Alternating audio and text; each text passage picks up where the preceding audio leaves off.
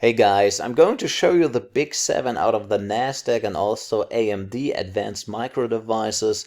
And I can tell you one thing already, and don't be shocked please, all these charts look very, very bearish. It looks a bit like Armageddon, but I don't want to call out for a crash, but all these patterns, they are all bearish patterns and they are all activated and they all point to the downside except Tesla. Tesla is the only one which has like a bullish pattern in it. So let's hop right into Tesla to start with. What you see here in blue is a so-called descending broadening wedge, and they are normally used in a consolidation phase after a big rally, and that's what happened here at Tesla. And by the way, I was showing that chart somewhere here. That was like 6 weeks ago. And I said once we break through these lows over here, there's a very high probability that we get that third touch on that upper trend line. And we did, and I also said once we hit that trend line, there's a high probability that these descending broadening wedges, they like to do a pullback. That also happened. And as you can see, and I haven't changed that dotted track here, by the way. As you can see, it worked perfectly fine until now, and now we got a solid bottom here. It's a very strong support as it seems at that 38.2 retracement at $974. So we hit that thing like 1, 2, 3, 4, 5 times and almost 6. And as I said, these descending broadening wedges, they like to fire to the upside. They have a bullish probability of 72%. That's why I put these upside targets in here of there's a statistical target of 1602 and a 100% target of 1695. And also when we just have a look at that inner structure of these moves here, that looks like a very intense third wave here, and that might be the fourth, and there is probably a fifth coming up that we hit that all-time high before there's a next consolidation. Hopefully like in a little bull flag or ABC correction, whatever it is. $700 is a sell signal. It's quite late, but once we undershoot the $700, that thing can also turn to the downside, and that's why it only has a probability of 72% to the upside. Though there are 28% probability that these things fire to the downside. So that's about Tesla. And let's go into the next one. So the next one is Nvidia. It's also a daily chart, and what you see here is a very nice shoulder head shoulder pattern. You see a left shoulder, you see the head, and you see that right shoulder. And it got a slightly rising neckline, and we broke through that neckline already yesterday. And what you usually do is you take that distance between that high and the neckline, which ends up at 146, and you subtract that whenever that neckline breaks, or whenever we made that fourth touch. You have the first, the second, the third, and the fourth touch, and once we subtract that, it's around 210. We'll get the 100% target of $64, which is quite low. So what I usually do is I also calculate a statistical target, which is 51% of that amount, and then we get $136, which looks to me much more realistic than these 64, but you never know what's going to happen. I also put some retracements here. The 61.8 retracement from, let's see where it was actually before Corona. That's March 20, and we made kind of a significant low down here in January 2019 all the way to the all-time high. So yeah, watch also that 151 area just before that statistical target gets reached. Next one is Advanced Micro Devices. And we have basically the same pattern, just that neckline is straight. It's horizontal perfectly, and we got very, very perfect touches on that neckline, and it also broke through last week or the week before, I believe. Anyways, we got a statistical target of 66.61 and a 100% target of $34.86. So, and once I zoom in here, it's actually also quite nice to see. We gapped through that neckline, and we did a reconfirmation on that neckline, and now we are just on the down run. So yeah, AMD is not looking well either. Let's go into the next one.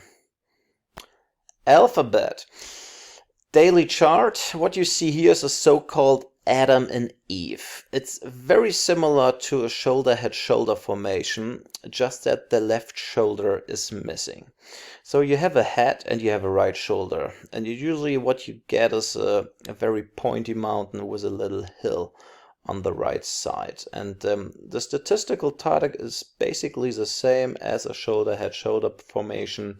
It's a bit more, 53%, and that will get us to 2,200 for the statistical target, and the 100% move is at $1,948.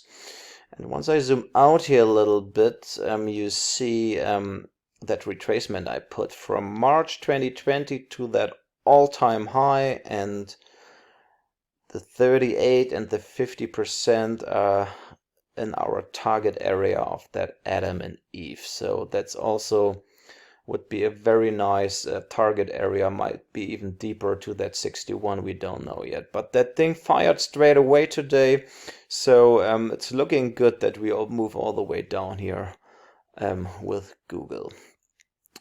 Next one is Microsoft.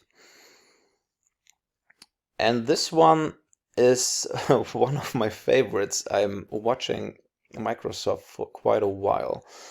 First of all, in blue, we have that bearish rising Wolver wave wedge. We got that first touch, second, third, fourth, fifth, got activated, came down, but then it went all the way up, and it just didn't want to come down. And now we are just about to have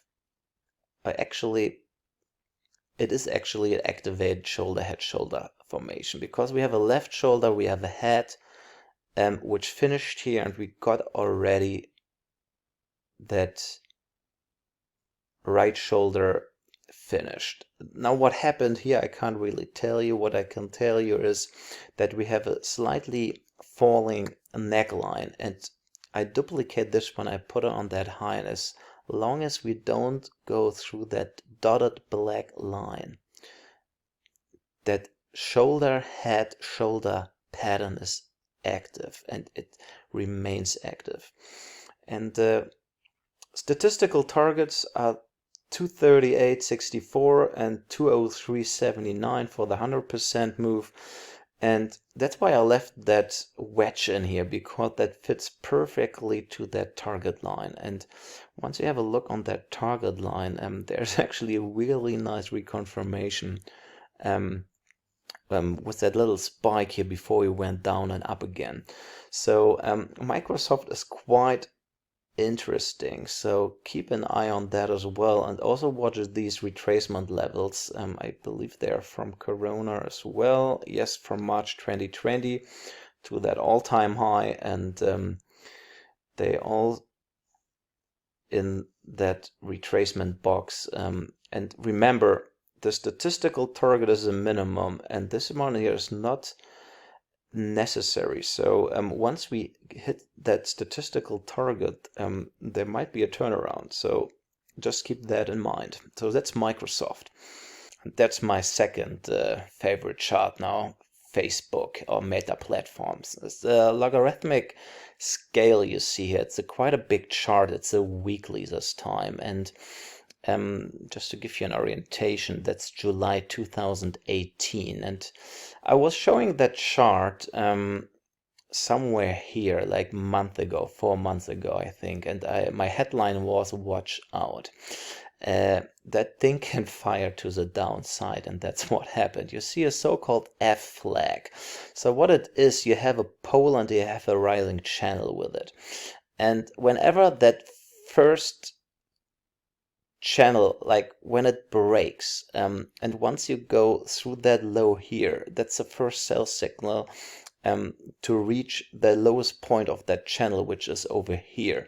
And once that thing breaks over here, there's a very high probability that we run all the way to that starting point of that pole, which is in March 2020. And you see it worked out quite well. And the other thing I noticed was that there is actually it's a very flat, bearish Wolver wave. And I don't want to show that target line because once I go in here, it's very, very, very low. It runs at $75.89 right now. So as I said in the beginning, I don't want to call out for a crash, but what we see at Facebook here right now is, yeah, it's ridiculous. It's wow. So that's Mater.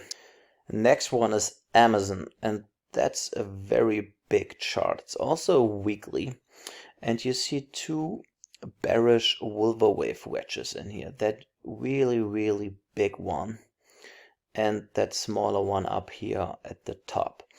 I really like the one at the top, even it has a very steep target line, presently running at $20.54. But since we had a very nice reconfirmation on that lower trend line here, it seemed to me that the market recognized that trend line and we are moving already to the downside again. And this one here, I mean, yes, that's what I meant was Armageddon. This one runs at 1047. If you ask me right now, I will tell you it's impossible. I don't know what's going to happen with Amazon once they run down here. But have a look on these cycles. The blue one is a 1-year cycle and the red one is a 3-year cycle. And the blue one worked really well.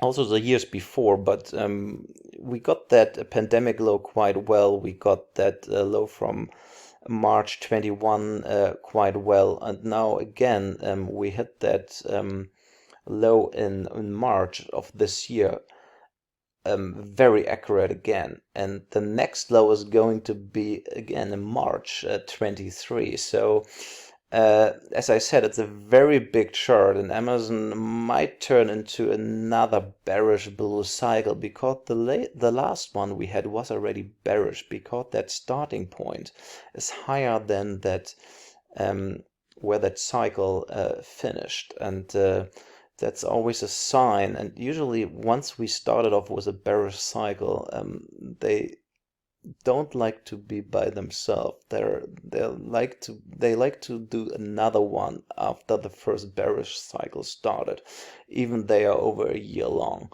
So we might run into March of next year into another bearish cycle on a very long-term outlook at Amazon.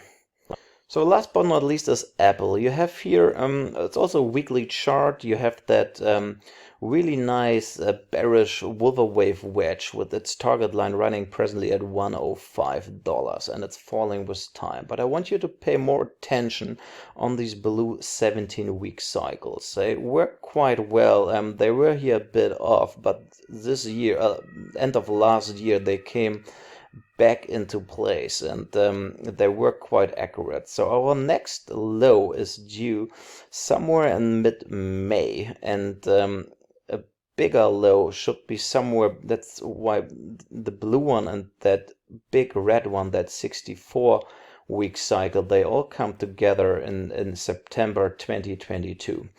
So that might be a nice area where all these nestings takes place. And watch my video on DAX. I think there was that October period where I expect a low as well. Just one more word on these. That might be a possible bullish flag here, but just by having a look on that weekly candle, I don't think it's really going to happen. We need to watch that lower trend line, what's going to happen. So that's it about my big tech stocks, and I hope you enjoyed this one. It was a bit longer. I wish you all a great weekend, and I see you next week on Twitter or even on YouTube. Have a good one. Thanks for watching.